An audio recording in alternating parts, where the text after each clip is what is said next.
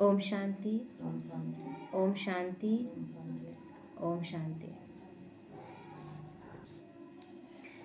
आज ज्ञान सागर बाप होली हंसों का संगठन देख रहे हैं। होली और हंस है ना, होली मतलब पवित्र, और हंस के बारे में क्या कहते हैं? कंकड़ पत्थर को भी अगर मोती को दिया जाए तो कंकड़ पत्थर साइड करके मोती चुनता है ना।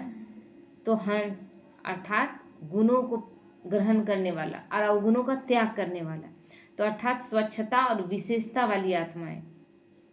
स्वच्छता अर्थात मन वचन कर्म संबंध सर्व में पवित्रता की निशानी, सदा ही सफ़ेद रंग दिखाते हैं। इसीलिए सबसे पहले ब्रह्मा कुमारी में वाइट कपड़ा पहनाते हैं, है ना। ये एक स्थूल वस्त्र है, लेकिन उस वस्त्र का आप कितना ध्यान रखते हैं कि उसमें कोई दाग न लग जाए। इसलिए बाबा एक बार एक बहन को दिए थे रेशमी दिए थे, वाइट साड़ी दिए थे जिसमें रेशमी एकदम बहुत सुंदर साड़ी था। तो बोले बच्ची तुम कब पहनोगी इसको? तो बाबा उसको कब पहने बोला? जब गोबर का उपले बनाती थी उस समय। सोचिए, और उसमें कितना ध्यान रखना पड़ेगा कि लग जाएगा उसके वो अटेंशन हमें अपने चरित्र के लिए रखना है ना। वाइटनेस हमारे अंदर में मन वचन कर्म में वाइटनेस हो, यानी पूरा स्वच्छता, किसी के प्रति कोई भी गलत संकल्प नहीं, कोई अपवित्र भावना नहीं। तो इसीलिए सफ़ेद रंग दिखाते हैं। आप होली हंस भी सफ़ेद वस्त्रधारी, साफ दिल अर्थात तो स्वच्छता स्वरूप हो, तन मन और दिल से सदा बेदाग अर्थात स्वच्छ हो, है ना। तन को भी स्वच्छ कर लिया, अब मन को भी कर लिया, और दिल से भी सदा बेदाग अर्थात स्वच्छ हो। अगर कोई तन से अर्थात बाहर से कितना भी स्वच्छ हो, साफ हो, लेकिन मन से साफ ना हो, स्वच्छ ना हो, तो कहते हैं कि पहले मन को साफ करो, कहते हैं ना, पहले मन को साफ रखो। कितना भी आप अपने आप को मेकअप में रखते हैं, कितना अच्छा अच्छा कपड़ा पहनते हैं, कितना भी ढंग से रहते हैं, लेकिन मन साफ नहीं है, आपके विचार श्रेष्ठ नहीं है, तो लोगों के बीच में आप छुपे रह सकते हैं क्या? तो इसीलिए बाबा कहता है साफ मन व साफ दिल पर साहब राजी होता है। कुछ दिन तक आप अपने गंदगी को छुपा सकते हैं, मन का कुछ दिनों तक छुपा सकते हैं। यहाँ हमेशा के लिए छुपने वाला नहीं है, क्योंकि ये कार्य परमात्मा का है, और परमात्मा सबके सामने प्रत्यक्ष हर एक चीज़ को करेगा। आप अपने से अगर एक एक चीज़ को सुधारते जाते हैं तो बाबा हमें चुपचाप छोड़ देता है कि चलो बच्चा कोशिश कर रहा है, तो इसके लिए सबके सामने आपको इंसल्ट नहीं करवाता। नहीं, बच्चा स्वीकार कर रहा है ना, धीरे धीरे अपने आप को साफ कर रहा है। लेकिन हम अपनी गलतियों को छुपा रहे हैं, जबकि जानते हैं भगवान सब कुछ जानता है। ब्राह्मण आत्माओं से छुपाएंगे, बाबा से तो नहीं छुप सकता है ना। तब बाबा उसको प्रत्यक्ष करता है, क्योंकि नहीं आपको सबके सामने लाएगा तब तक आप में सुधार नहीं होगा, क्योंकि आप तो सुधार करने में लगे ही नहीं है। तो इसीलिए बाबा कहते हैं साथ साथ साफ दिल वाले की सर्व मुराद अर्थात कामनाएं पूरी होती है ना। हंस की विशेषता स्वच्छता अर्थात साफ है, इसलिए आप ब्राह्मण आत्माओं को होली हंस कहा जाता है। हम ब्राह्मण आत्माओं को जैसे हंस है उसी तरह हम भी गुण ग्रहण करते हैं, अवगुणों से किनारा करते हैं, गलत अपशब्द बोलने से बचते हैं, जहाँ तक हो सके अपने आप को साफ स्वच्छ रखते हैं। तो चेक करो कि मुझ होली हंस आत्मा की चारों ही बातों में अर्थात तन मन दिल और संबंध में स्वच्छता है ना। संपूर्ण स्वच्छता व पवित्रता यही संगम युग में सबका लक्ष्य है, क्योंकि एक अंश मात्र भी कोई गलती नहीं, अंश मात्र भी कोई विष नहीं, कोई विकार नहीं, तब जाकर सतयुग में प्रवेश था। तो इसीलिए ही आप ब्राह्मण सो देवताओं को संपूर्ण पवित्र गाया जाता है, और देवताओं से भी ज़्यादा ब्राह्मणों का मान है। क्यों? क्योंकि ब्राह्मण ही पुरुषार्थ कर रहे हैं देवता बनने का। तो सिर्फ निर्विकारी नहीं कहते, लेकिन संपूर्ण निर्विकारी कहा जाता है, यानी कोई विकार नहीं अंदर में, कोई विष नहीं। 16 कला संपन्न कहा जाता है, सिर्फ 16 कला नहीं कहते, लेकिन उसमें संपन्नता को भी जोड़ दिया गया, मतलब संपन्न, उसमें कुछ भी अंश मात्र का भी कमी नहीं। गायन आपके ही देवता रूप का है, लेकिन बने का हमारे ही देवता स्वरूप का गायन है, लेकिन और देवताओं का गायन आज तक है, आज तक जड़ चित्रों के रूप में पूजा जा रहा है। लेकिन गायन किनका हो रहा है? पुरुषार्थ कब किया गया? अभी संगम युग में ना, ब्राह्मण जीवन में व देवता जीवन में। ब्राह्मण जीवन में ही ना पुरुषार्थ किए, बनने का समय अभी संगम युग का है। इसलिए चेक करो कि कहाँ तक अर्थात कितने % में स्वच्छता अर्थात धारण की है, ये अपनी चेकिंग करो, है ना। अपना चेकिंग कि कब मेरे मन में गलत संकल्प उठता है, कब कोई बात में गुस्सा आता है, मन दुखी हो जाता है, ये सब चीज़ अपवित्रता है। किसी के मोहवश हो जाते हैं, अपवित्रता है। किसी चीज़ को पाने की इच्छा अभी तक है, चाहे कुछ खाने का लोभ है या कोई चीज़ खरीदना चाहते हैं, ये सब अपवित्रता है। या मेरे पास सब कुछ है, ये अहंकार, वो भी अपवित्रता है। तो क्या ये सब चीज़ें खत्म हो गई है मेरे अंदर? अंश मात्र भी ना रहे, क्योंकि बाबा क्या कहता है, लास्ट टाइम में वो अंश जो है वो वंश पैदा कर देगा। रक्त बीज का क्या दिखाते थे? उसको मारा जाता था और उसका बूंद जितना गिरता, जहाँ जहाँ तक गिरता था, और नया नया रक्त बीज पैदा हो जाता था। कहने का मात्र अंश मात्र भी है तो अंश से पूरा वंश पैदा कर देगा। तो तन की स्वच्छता अर्थात सदा इस तन को आत्मा का मंदिर समझ उस स्मृति से स्वच्छ रखना। जब मंदिर जाते हैं हम तो सबसे पहले क्या करते हैं? सोचते हैं ना मंदिर साफ सुथरा रहे। हम लोग पहले जाते तो लगता था मंदिर पहले धोए, और उस धोने में बड़ा आनंद आता था। क्यों? क्योंकि वहाँ देवता का निवास, जड़ रूप में मूर्तियों को रखा गया है। तो सबसे पहले मंदिर को धोते थे। उस धोने में सबसे आनंद आता था पूजा बाद में। जब जिस दिन मंदिर धोने का काम मिल जाता था ना, उस दिन लगता था बहुत बड़ा काम किए हैं, क्योंकि मंदिर साफ किए। वो मंदिर क्यों है? वो साधारण एक कमरा हो सकता था, लेकिन अब वहाँ मूर्तियाँ स्थापित की गई हैं, तो वो मंदिर है। और उसको साफ सुथरा रखना, क्योंकि वहाँ देवी देवताओं के पूज्य स्वरूप को रखा गया है। यहाँ हम आत्मा निवास कर रहे हैं, चैतन्य। तो ये शरीर रूपी मंदिर को कितना हमको स्वच्छ रखना चाहिए ना। आज एक बहुत अच्छा थॉट पढ़े, हमको अच्छा लगा तो डाल दी, है ना, स्टेटस में डाल दी कि अभी प्रेमानंद महाराज, सब कोई कहेगा नहीं, इस ज्ञान से भी अच्छा ना प्रेमानंद महाराज का सुनने में हम लोगों को अच्छा लगता है। ठीक है, अच्छा लगता है, लेकिन प्रेमानंद महाराज तो सीधा सीधी बोल रहा है कि नॉनवेज नहीं खाना। वो तो डायरेक्ट बोल रहा है, और कर्मों का बहुत सुंदर वो भी ज्ञान दे रहा है, गलत थोड़ी न दे रहा है।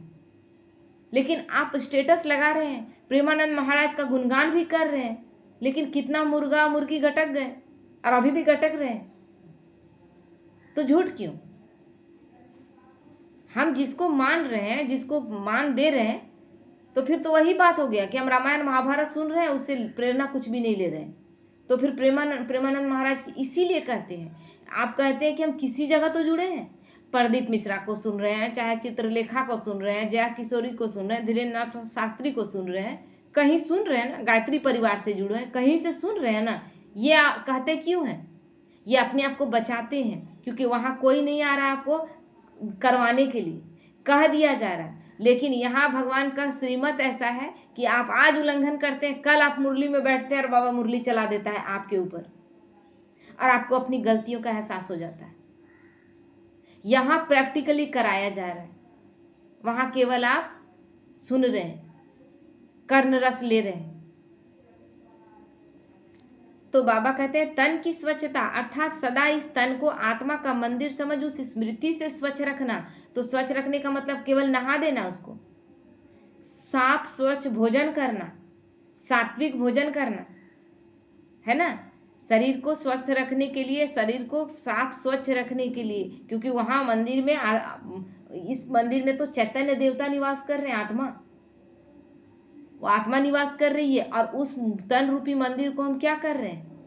केवल ऊपर से नहवा दे रहे हैं। बिना नहाए धोए हम नॉनवेज भी खाने नहीं बैठते, और नहाने के बाद अपने आप को साफ स्वच्छ करने के बाद खाना कौन सा खा रहे हैं? मुर्दा चीजें खा रहे हैं। जाते हैं स्मशान में तो नहाते धोते, बोलते कि स्मशान गए थे, या मुर्दा देखने के लिए जाते हैं अपने ही रिलेशन में कहीं, तो आके घर में नहीं प्रवेश करते हैं, नहाते हैं सबसे पहले, करते हैं कि नहीं?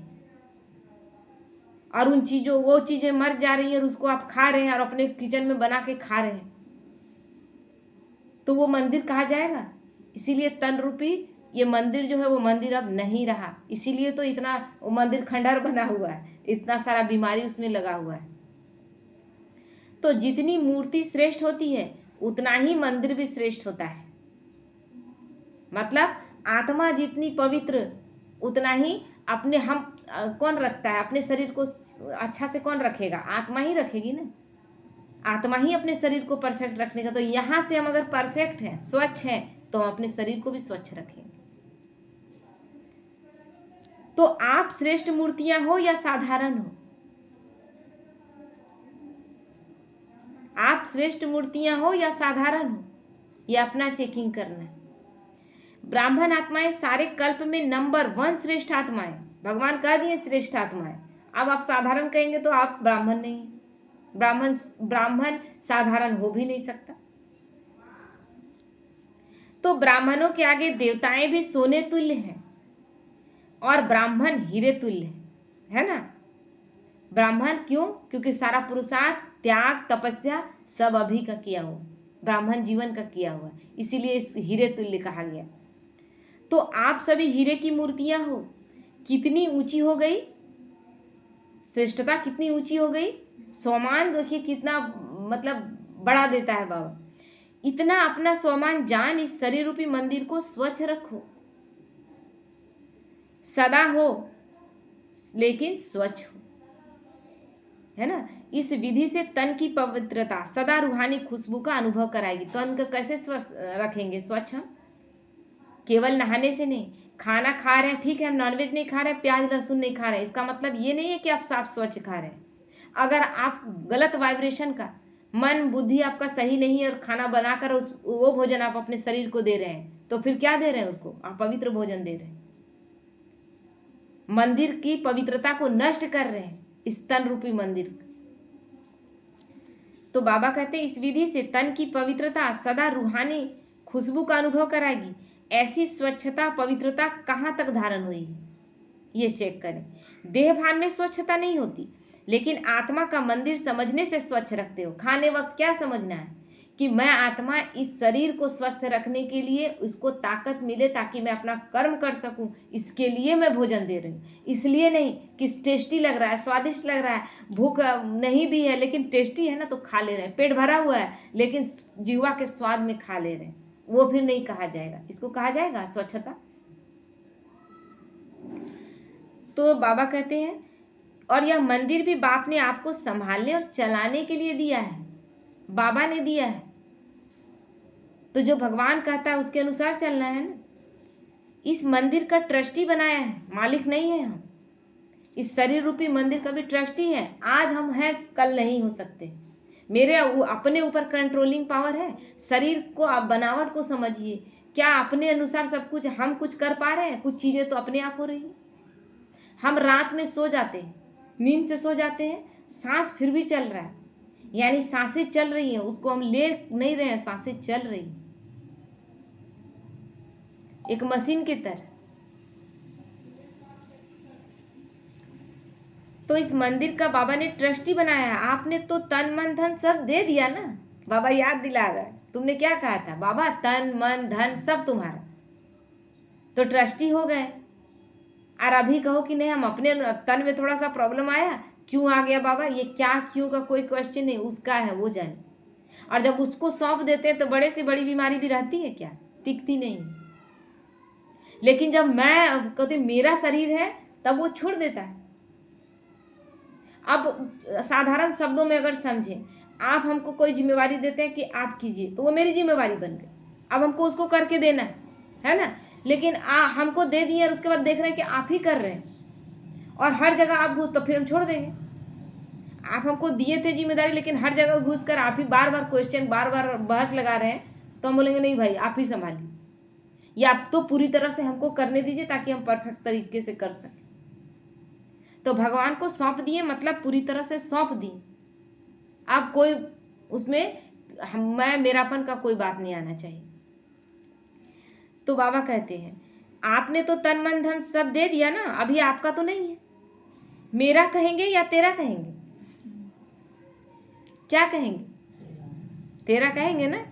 तो ट्रस्टीपन स्वतः ही नष्ट मोहा अर्थात स्वच्छता और पवित्रता को अपने में लाता है। जब ट्रस्टी समझने लगते हैं मेरा नहीं है, मेरा कुछ भी नहीं, मेरा तो कुछ भी नहीं, सब कुछ बाबा आपका ही है और आप मेरे। मोह से स्वच्छता नहीं, लेकिन बाप ने सेवा दी है ऐसे समझ कर तन को स्वच्छ पवित्र रखते हो ना, वह जैसा आता है वैसे चलाते रहते हो। भगवान ने ये शरीर दिया है, इस शरीर को साफ स्वच्छ और स्वस्थ भी रखने की जिम्मेवारी मेरी है। भक्ति मार्ग में क्या करते थे, इतना सारा व्रत त्योहार करके अपने शरीर को कितना कष्ट दिए, शरीर रूपी प्रकृति को जो कष्ट दिए ना, उसी का रिटर्न में आज हमें इतनी सारी बीमारियां हो रही हैं, क्योंकि उसको कितना कष्ट दिए हैं। 2-2 दिन 3-3 दिन, कभी कभी 8 दिन 10 दिन, महीनों महीनों लोग उपवास करते हैं, तो शरीर को कितना कष्ट देते हैं। तो प्रकृति को कष्ट दिए, प्रकृति रिटर्न में आपको कष्ट देगी।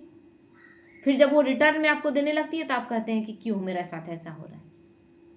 तो उस शरीर का भी सम्मान करना है कि इसी शरीर द्वारा हम अपना सारा कर्म कर रहे हैं। ये शरीर नहीं तो हम भगवान के साथ योग कैसे लगा सकते हैं। जब शरीर नहीं तो आत्मा क्या योग लगा सकती थी। आत्मा को कुछ बिना शरीर के द्वारा भगवान से प्रीत लगाने का कुछ करेगी, वो केवल परमधाम में बैठी रहती। तो ये ध्यान रखना है। तो मोह से ध्यान नहीं रखना है, मेरा शरीर है, हमको सुंदर दिखना है, हमको अच्छे से रखना है, मेरा है ना, ये चीज़ नहीं, ये मोह है। नहीं, परमात्मा के कार्य के लिए हमको ये शरीर मिला है। अगर आज हम बीमार पड़ जाए तो हम परमात्मा का कार्य अच्छे से नहीं करने सकेंगे, इसलिए इसको स्वस्थ रखना है। तो बाप ने सेवा दी है ऐसे समझ तन को स्वच्छ पवित्र रखते हो ना, वह जैसे आता है वैसे चलाते हो, वैसे नहीं चलाना है। स्वच्छता भी रूहानियत की निशानी है ना। साफ स्वच्छ हर वक्त, मेरे क्या टेंशन कि कोई भी मेरे से नेगेटिव ना जाए किसी भी तरह का। तो ये साफ स्वच्छ मान लीजिए कि आपका कपड़ा ही है, आप क्या ध्यान रखते हैं कि कोई दाग ना लगे।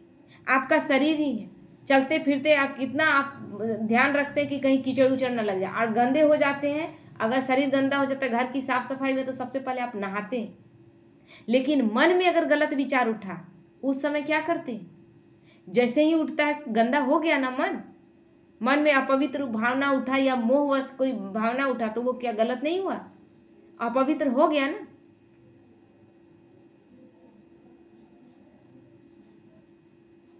तो क्या करना है, जैसे हम ये ध्यान रख रहे थे कि मेरे शरीर में, मेरे कपड़े में अगर दाग लग गया तुरंत रगड़ के धो के हटाते थे, मेरे शरीर में मैल हो गया तो तुरंत उस नहा धोकर साफ सुथरा करते हैं। मन को क्या करना है, तुरंत श्रेष्ठ संकल्पों द्वारा साफ सुथरा उसको कर देना है। गलत संकल्प उठा, उसको तुरंत उसी समय समाप्त कर देना है। तो ऐसे ही मन की स्वच्छता या पवित्रता, इसकी भी परसेंटेज देखो कितनी परसेंटेज में है। सारे दिन में किसी भी प्रकार का अशुद्ध संकल्प मन में चला तो इसको संपूर्ण स्वच्छता नहीं कहेंगे। एक भी अशुद्ध संकल्प चला, एक आत्मा के प्रति नेगेटिविटी आया मन में, तो इसको संपूर्ण पवित्रता नहीं कहेंगे, स्वच्छता नहीं कहेंगे। मन के प्रति बाप दादा का डायरेक्शन है, मन को मेरे में लगा है ना, वह विश्व सेवा में लगा, या तो मेरे में लगा या विश्व सेवा में लगाओ। मतलब मनसा सेवा करते रहे। जब भी कोई मन से गलत भावना आए, गलत विचार उत्पन्न हो, नेगेटिविटी आए, तुरंत सबको बाबा क्या बोला, कितना अच्छा मुरली चलाया था, कोई एक बद्दुआ देता है, आप 100 दुआ उसको दे, है ना, 100 दुआ देकर उसका मन का बद्दुआ को काट दे। तो दिन रात हम जब मन शुभ संकल्प करने लगता है, उस समय शुद्ध संकल्प, शुभ भावना, शुभकामना देते जाना है। और जब देते जाते हैं, सबके लिए अच्छा करते जाते हैं, तो मन कब अच्छा हो जाता है आपको पता ही नहीं चलता है, और अपने आप अशुद्ध संकल्प उठना बंद हो जाता है। पहले करते हैं तो नाटक के जैसा लगेगा, लेकिन करते करते फिर अच्छा लगने लगता है।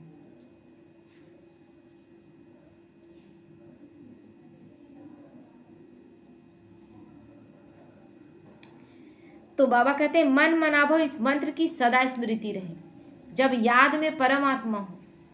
इसीलिए बाबा कहता है मन को हर तरफ से मोड़कर तुम मुझे याद करो, क्योंकि मेरे से ही वो पॉजिटिविटी मिलेगी और इस पूरे दुनिया में कहीं मिलने वाली नहीं। तो मन मनाभव, इस मंत्र की सदा स्मृति रहे। इसको कहते हैं मन की स्वच्छता व पवित्रता। और किसी तरफ भी मन भटकता है तो भटकना अर्थात अस्वच्छता, मन भटका यानी अस्वच्छता, अपवित्र विचार उत्पन्न हो गया, है ना। इस विधि से चेक करो कि कितनी % में स्वच्छता धारण हुई। बोल रहे हैं ना कि शरीर गंदा हुआ, कपड़ा गंदा हुआ, आप तुरंत उसको साफ करते हैं, लेकिन मन के लिए, मन में जो कचरा आया उसको तुरंत साफ किए, वही बदबू बढ़ा देता है और वही और सारे कचड़े को और सारी गंदगी को आकर्षित करता है, क्योंकि कचरा कचड़े को आकर्षित करता है ना। आपके हाथ में जैसे ही कचरा आता है आप डस्टबिन ढूंढते हैं, और डस्टबिन में क्या रहता है? डस्ट ही है ना। तो आप जानते हैं कि कचरा है तो बस उसको डस्टबिन में डाल देना है, कचरे को कचरे में डाल देना है। मन में कचरा उठा है तो वो और सारे कचरे को आकर्षित करेगा। अब आपका मन डस्टबिन बन गया, चारों तरफ का कचरा आपके मन में प्रवेश करने लगेगा।